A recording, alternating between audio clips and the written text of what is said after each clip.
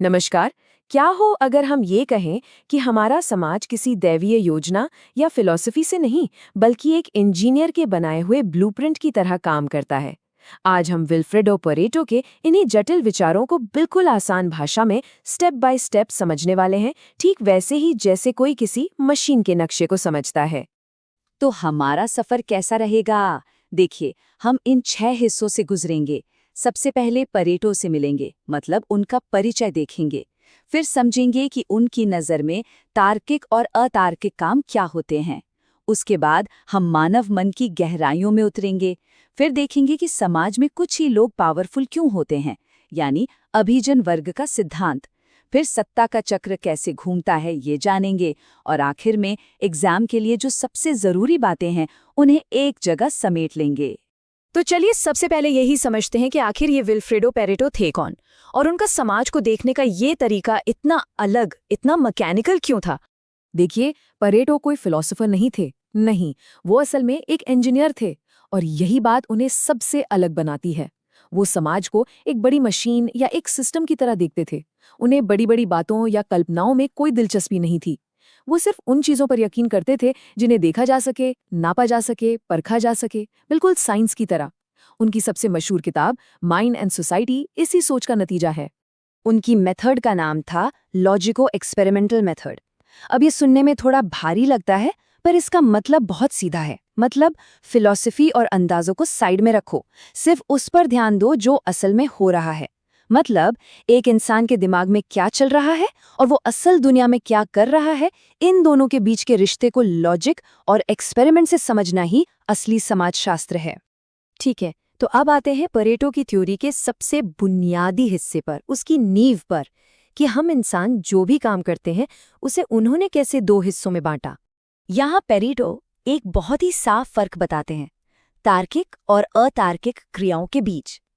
तार्किक क्रिया या लॉजिकल एक्शन वो है जहाँ लक्ष्य और उसे पाने के तरीके में एक सीधा वैज्ञानिक कनेक्शन हो।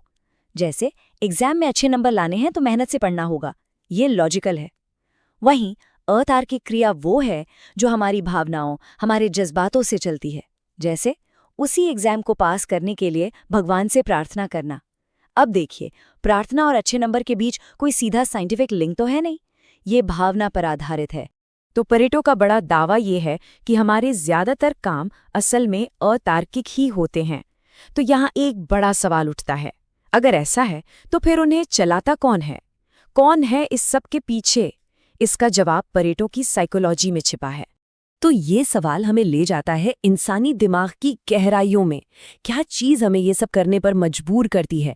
आखिर हम ऐसा करते ही क्यों हैं?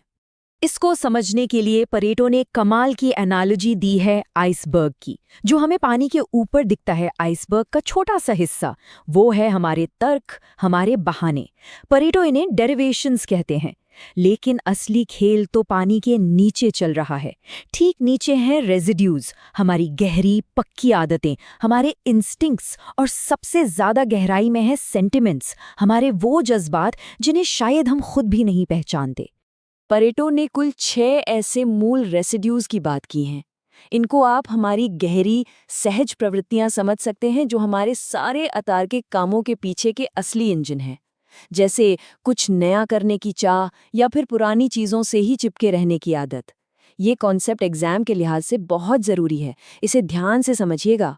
लेकिन इन 6 में से 2 सबसे ज्यादा जरूरी हैं, क्योंकि पेरेटो के हिसाब से पूरी की पूरी राजनीति और समाज इन्हीं के टकराव से चलता है। क्लास 1 है बदलाव की चाह या इंस्टिंक्ट ऑफ कॉम्बिनेशंस। ये हमें नए आइडियाज, बिजनेस और बदलाव की तरफ धकेलती है। और दूसरी है क्लास 2, टिके रहने की जिद या परसिस्टेंस ऑफ एग्रीगेट्स। ये हमें परंपरा, धर्म, परिवार और स्थिरता से जोड़े रखती है। तो अब देखते हैं कि दिमाग के अंदर की ये लड़ाई, ये 2 रेजिड्यूज की खींचतान पूरे समाज का पावर स्ट्रक्चर कैसे बना देती है। पेरेटो का कहना था, सीधी सी बात है, समाज हमेशा से एक पिरामिड जैसा रहा है और हमेशा रहेगा। सबसे ऊपर मुट्ठी भर लोग होते हैं, एलीट्स, जो अपने अपने फील्ड में बेस्ट होते हैं, और नीचे होती है विशाल आम जनता, नॉन एलीट्स, जिन पर शासन किया जाता है। और ये जो ऊपर बैठे एलीट्स हैं, ये भी 2 तरह के होते हैं। और हाँ, ये सीधे सीधे उन 2 रेजिड्यूज से जुड़े हैं जिनकी हमने अभी बात की थी। क्लास 1 वाले, यानी जिनमें बदलाव की चाह ज्यादा होती है, वो लोमड़ी की तरह होते हैं, चालाक, डिप्लोमैटिक, जो दिमाग और जुगाड़ से राज करते हैं। और क्लास 2 वाले, जो स्थिरता पसंद करते हैं, वो शेर की तरह होते हैं, ताकतवर, साहसी, जो बल और आदर्शों के दम पर शासन करते हैं। तो क्या ये शेर और लोमड़ियां हमेशा अपनी जगह पर बैठी रहती हैं? परेटो के हिसाब से बिल्कुल नहीं। यहाँ एक पूरा साइकिल, एक चक्र चलता है जिसे कोई रोक नहीं सकता। कहानी कुछ यूं चलती है, शेर अपनी ताकत से समाज में व्यवस्था बनाते हैं, लेकिन वक्त के साथ वो सुस्त और कठोर हो जाते हैं। तब चालाक लोमड़ियां अपनी सूझबूझ से सिस्टम को अंदर से खोखला करके सत्ता पर कब्जा कर लेती हैं। लेकिन लोमड़ियों के पास ताकत नहीं होती और वो भ्रष्टाचार में डूब जाती हैं। इससे समाज कमजोर हो जाता है और फिर जनता के बीच से नए ताकतवर शेर उठते हैं और उन्हें हटा देते हैं। परेटो ने क्या खूब कहा था, इतिहास कुलीन तंत्रों का कब्रिस्तान है। और ये डायग्राम, ये परेटो की पूरी सोच का निचोड़ है। ये सीधे सीधे दिखाता है कि कैसे एक इंसान के मन की साइकोलॉजी एक देश की पॉलिटिक्स बन जाती है। जब समाज में क्लास 1 रेजिड्यू यानी बदलाव की चाह हावी होती है तो लोमड़ियों का राज आता है, और जब क्लास 2 रेजिड्यू यानी स्थिरता की चाह हावी होती है तो शेरों का शासन आता है। सब कुछ जुड़ा हुआ है। तो चलिए अब इस पूरी बातचीत को समेटते हैं और वो ज़रूरी पॉइंट्स निकालते हैं जो आपको हमेशा याद रखने हैं, खास तौर पर अगर आप किसी एग्जाम की तैयारी कर रहे हैं। तो सबसे पहली और बड़ी बात क्या सीखी हमने कि इंसान लॉजिकल नहीं, इमोशनल प्राणी है, जो अपने कामों को सही ठहराने के लिए बाद में तर्क करता है। दूसरी बात, समाज में बराबरी का सपना एक सपना ही है, हमेशा एक छोटा पावरफुल ग्रुप शासन करेगा।